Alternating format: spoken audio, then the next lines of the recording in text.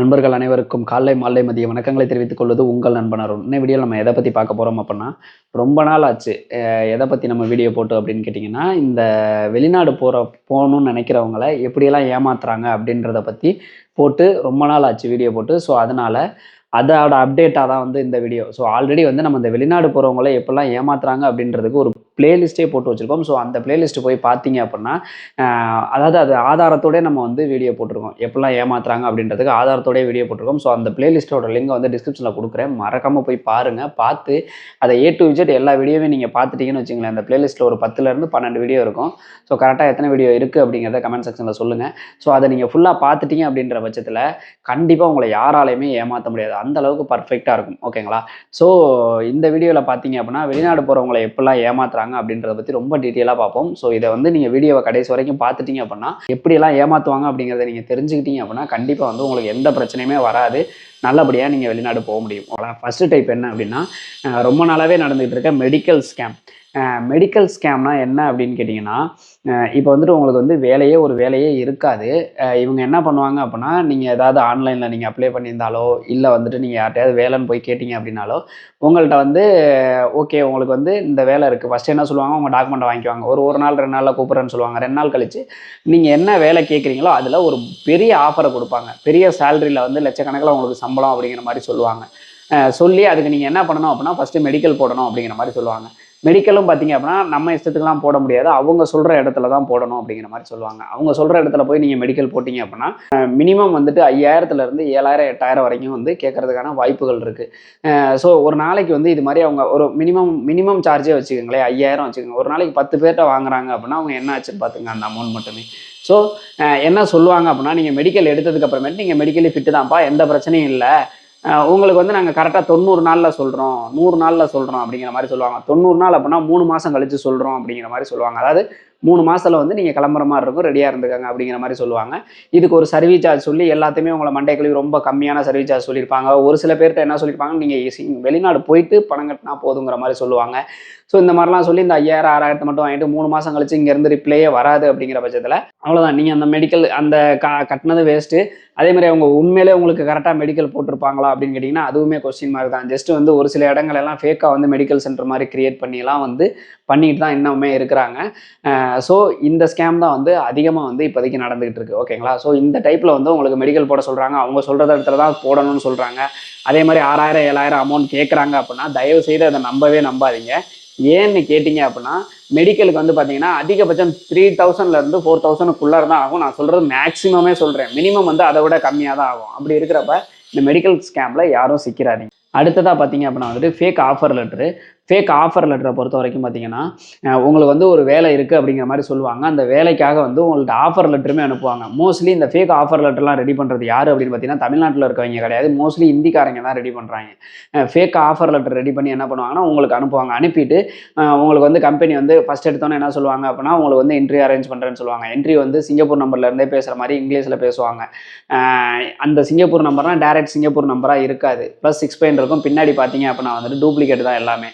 So அந்த மாதிரி பேசி உங்களை இன்டர்வியூவில் செலக்ட் பண்ணிட்டாங்க அப்படிங்கிற மாதிரி சொல்லுவாங்க.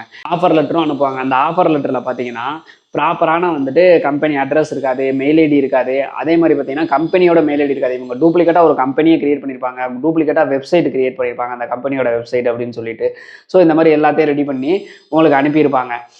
இப்போ வந்து பெரிய கம்பெனி, சிங்கப்பூரில் இருக்க பெரிய கம்பெனி நேமில் வந்து இவங்க ஃபேக் ஆஃபர் லெட்டர் ரெடி பண்ணுறப்ப என்ன பண்ணுவாங்க அப்படின்னு கேட்டிங்கன்னா, ஃபோன் நம்பர் போட மாட்டாங்க, இமெயில் ஐடி எதுவுமே போட மாட்டாங்க. ஆனால் ஒரு ஆஃபர் லெட்டர் அப்படின்னு சொல்லி சிங்கப்பூர்லேருந்து கொடுக்குறாங்க அப்படின்னா, கண்டிப்பாக அந்த கம்பெனியோட A to Z எல்லா டீட்டெயில்ஸுமே இருக்கும் அதில். ஒரு சில இதில் வந்து ஃபேக் ஆஃபர் லெட்டரே வந்து A to Z எல்லா டீட்டெயில்ஸுமே இருக்கும். ஆனால் அப்படி ஒரு கம்பெனி சிங்கப்பூரில் இருக்காது. அப்படி இல்லைன்னா அதில் இருக்க கான்டாக்ட் டீட்டெயில்ஸ் எல்லாமே ஃபேக்காக இருக்கும். ஸோ இவங்களே வந்து இவங்க நம்பரை கொடுத்துக்கிறது, இமெயில் ஐடி கொடுத்துக்கிறது, அந்த மாதிரி இமெயில் வந்து .sgன்னு முடியணும். ஆனால் இவங்களோட இமெயில் ஐடி பார்த்தீங்கன்னா .sg.com அந்த மாதிரி ஏதாவது முடியும். இல்லைனா ஸ்லாஷ் ஏதாவது போட்டிருப்பாங்க, இல்லைனா டபுள் டாட் வச்சுருப்பாங்க. இந்த மாதிரி ஏதாவது ஒரு ஃப்ராடுத்தனம் பண்ணியிருப்பாங்க. ஸோ இந்த மாதிரி ஃபேக் ஆஃபர் லெட்டர் கொடுத்து உங்களோட லட்சக்கணக்கில் காசு வாங்கிட்டு நீங்கள் புஷ் பண்ணி ஒரு கட்டத்துக்கு மேலே வந்து வேலையே வேணாம், எனக்கு காசை திருப்பி கொடுங்க அப்படின்னா அதுக்கப்புறம் இந்த இதில் வந்துட்டு ரிவர்ஸ் எதுவுமே பண்ண முடியாது, உங்களுக்கு அமௌண்ட் எதுவும் ரீஃபண்ட் கிடைக்காது, திருப்பி நீங்கள் ஒரு பெரிய அமௌண்ட் கட்டணும் அப்படிங்கிற மாதிரி தான் சொல்லுவாங்க. ஸோ இந்த மாதிரி இந்திக்காரங்க நிறையா பேரை வந்து ஏமாற்றிருக்கிறாங்க.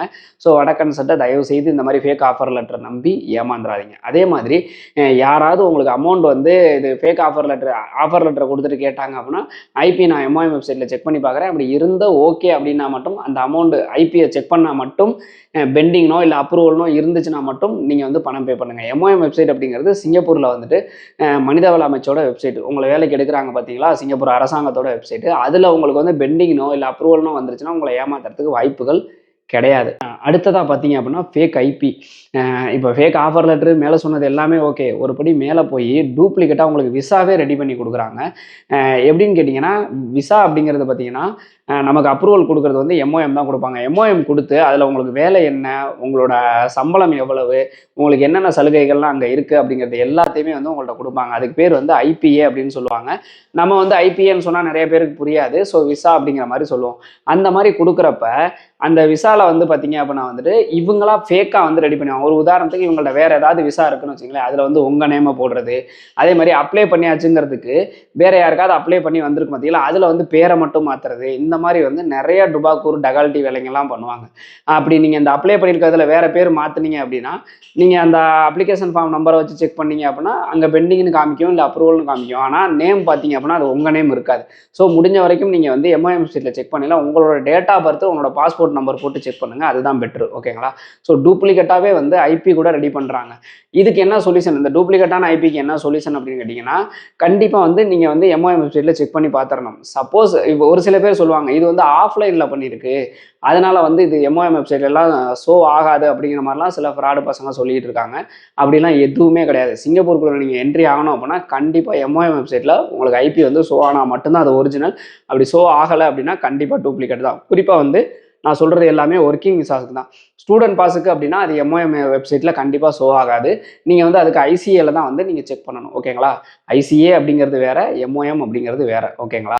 அடுத்ததாக பார்த்தீங்கன்னா ஏமாத்துறதுல புது விதம் ஒன்று ஃபாலோ பண்ணுறாங்க. என்ன அப்படின்னு கேட்டிங்கன்னா உங்கள்கிட்ட வந்து இ பாஸ்ன்னு சொல்கிறது, இ பாஸ்ன்னு சொல்லி எல்லா அமௌண்ட்டையுமே வாங்கிக்கிறது, 5 லட்சம் 6 லட்சம் இந்த மாதிரி வாங்குறது, இல்லைனா பெரிய தொகை ஒரு 2 லட்சம் 1.5 லட்சம்னு அட்வான்ஸாக உங்கள்கிட்ட இருந்து வாங்கிக்கிறது. வாங்கிட்டு உங்களுக்கு இ பாஸ் அப்ளை அங்கே காமிச்சா எம்ஓஎம்ல காமிச்சா வந்து பெண்டிங்னு காமிக்கும், உனக்கு அப்ளை பண்ணியாச்சுன்னு சொல்லிடுறது.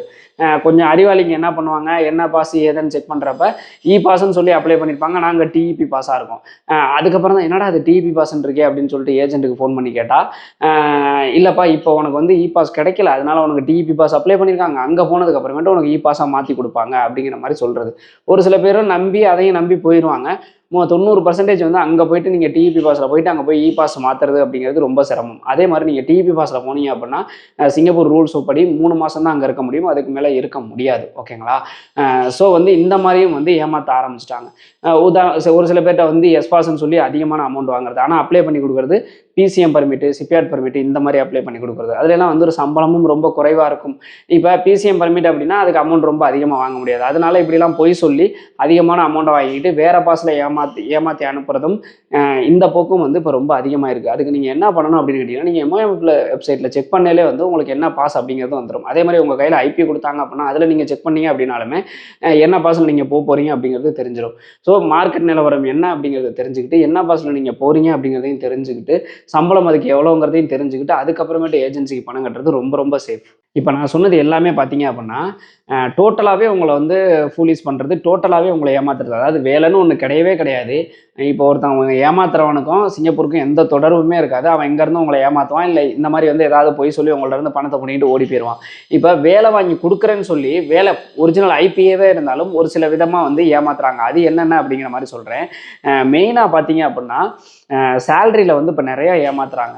எப்படின்னு கேட்டிங்கன்னா இப்போ ஒரு ஏஜென்ட் இருக்காரு, அவர் நிறைய பேர் அனுப்பியிருப்பார். நீங்களும் நம்பிக்கையில் வந்து அவர்கிட்ட போய் நீங்கள் கட்டுறீங்கன்னு வச்சுங்களேன் பணத்தை, அப்படி நீங்கள் வந்து கட்டி வேலை வாங்குறீங்க அப்படிங்கிற பட்சத்தில் அவர் வந்து உங்களுக்கு வந்து ஐபிஏவும் கொடுத்துருவாப்புல, வேலை எல்லாமே இருக்கும். ஆனால் அவர் வந்து சொன்ன வேலை அங்கே இருக்காது, சொன்ன சம்பளம் இருக்காது. இந்த மாதிரியான பிரச்சனை இப்போ நான் ரீசெண்டாக நிறையா கேள்விப்படுறேன்.